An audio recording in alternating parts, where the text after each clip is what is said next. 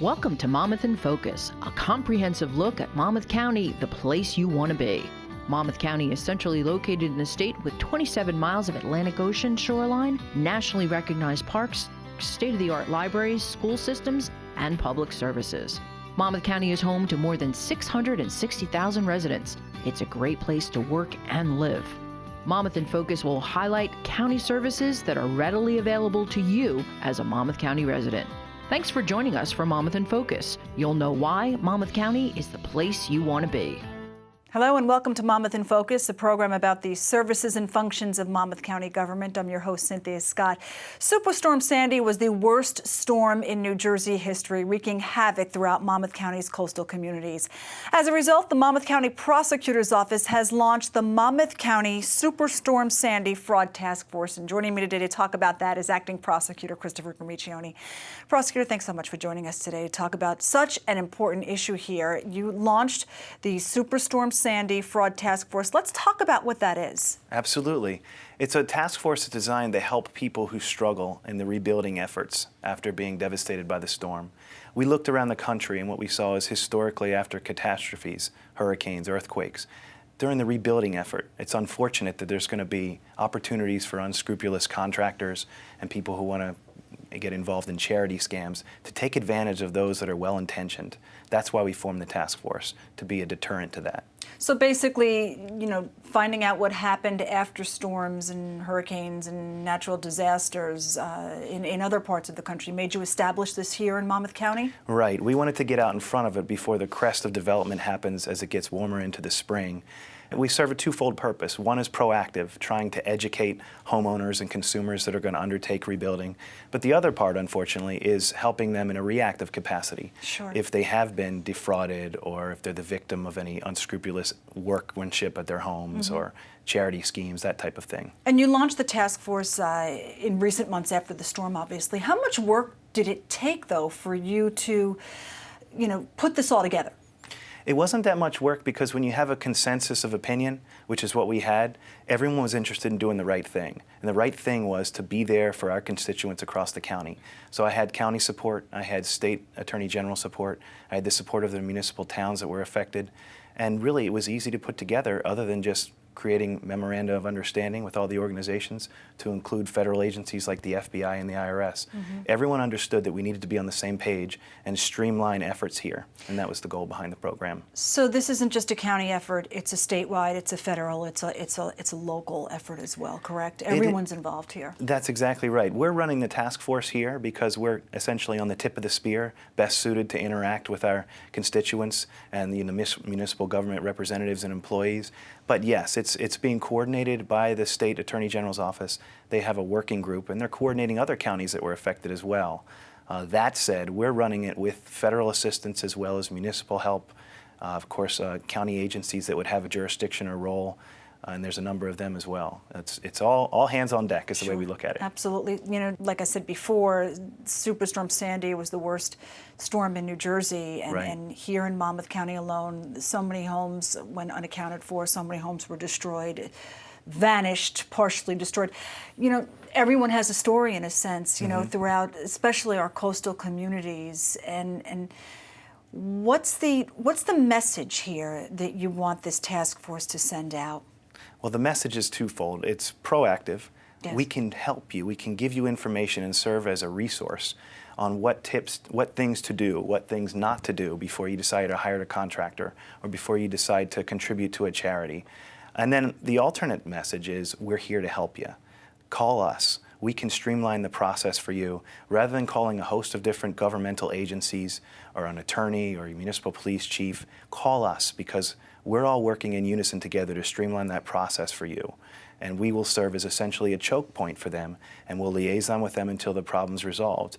Collaterally, the other message is I want contractors to know that if you have good intentions and are looking to do good business here in Monmouth, come see us. We're going to roll the red carpet out for you. But that said, for those contractors that might have malicious intentions or criminal intentions to take advantage of those that are vulnerable here, don't even bother coming because we're vigilant, we're watching, and we're going to find you and we're going to punish you to the fullest extent of the law. Right, prosecutor, some good advice there. When it In some of the red flag approaches, they're common sense. But you know, when someone lost their home and all they want to do is rebuild and get back to the normalcy, right? You know, they may not see those signs right away like they would have prior to the superstorm. So let's talk a little bit about someone lost their home, they're rebuilding, they're looking for a contractor. What do you need to look out for when it comes to finding a reputable contractor to rebuild? You have to watch out for those contractors that first and foremost are trying to pressure you into a deal. Some contractors will offer hurricane discounts or special deals. They'll engage in high pressure tactics to say, sign on the dotted line now. I don't know if I'm going to be able to get to you because I have a whole host of other business. People understand a lot of these principles, but because they're in such a bad way, as you pointed out, they tend to forget them. If a contractor doesn't have a registration number with the state of New Jersey, an HIC number, a home improvement contractor number, that should be a red flag. If they won't give you an estimate or won't give you references or they won't present a contract to you or they ask for more than a third of a deposit after you execute a contract, those are types of things that you should be concerned about. Those aren't traditional practices when it comes to home improvement. Unfortunately, in time of disaster, there are people that are really trying to take advantage of victims, right? I mean, you must see this more often than not. You think of it from a contractor's perspective, there's so much business to be made here in the redevelopment effort across the affected areas, not just in this county, but along the entire Jersey Shore. I've read recently that in the last few months there's been upwards of 3,500 new home improvement contracting registrations done from out-of-state vendors who want to provide services. So that's good, but you have to be vigilant about it. And what the concern is people, they're so inclined to get back to their lives before the storm that they might gloss over these details and try to rush through them. Our goal is just to try to educate them and slow them down so they make as intelligent decisions as possible for fear, so that way they don't get in a position where they could be in a scenario where they've been defrauded or taken advantage of. Have people been calling saying that they believe they have become victims of frauds? What do I do? Seeking advice? Yes, we've opened about 70 cases since we opened the doors on the task force, and we've resolved about 20 of them. A handful of them, maybe about a dozen, are criminal investigations that we've opened, and the others are still pending. The large majority of them will be consumer affairs related, regulatory type cases, scenarios like I mentioned to you, somebody provides a deposit and they abandon the work or they just don't show up.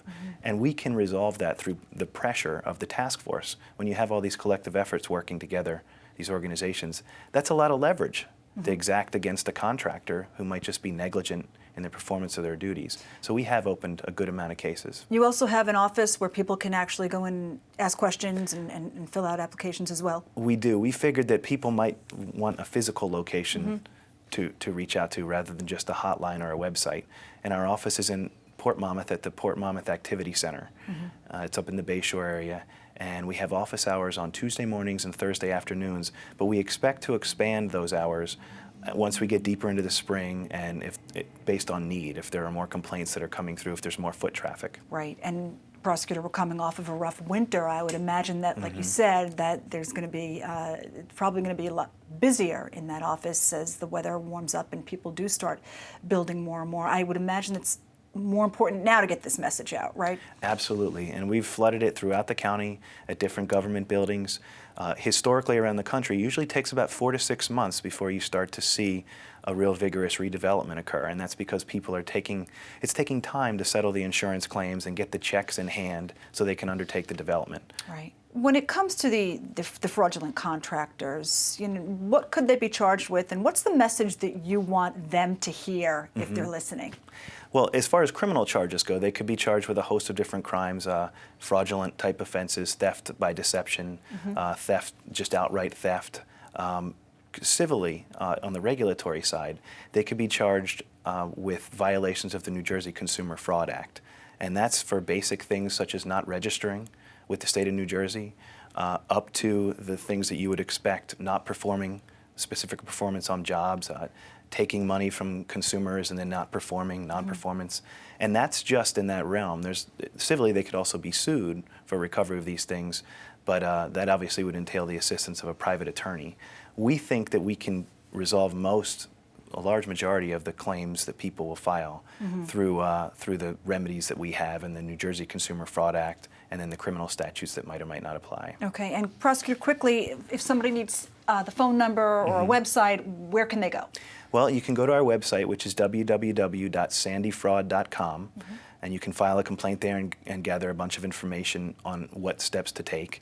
Or you can call our hotline, which is 855-SANDY-39. Okay. We staff that up to about 7 o'clock in the evening, and then if you don't get us, or if you leave a message, then the next day somebody will be calling you back. Okay. We want to be real responsive to customers' needs. And of course, thank you so much for joining us. Lots of information out there. We can go on for another segment if we had the time. No, All thank you. I appreciate the attention. We talked about attention's key to this whole Yep, effort. absolutely. Getting the word out, so important here. Yes, ma'am. Thank you. Thank you. And that is all the time we have for this segment of Monmouth in Focus. For more information, you can also go to www.visitmonmouth.com. I'm Cynthia Scott. Have a great day, everyone.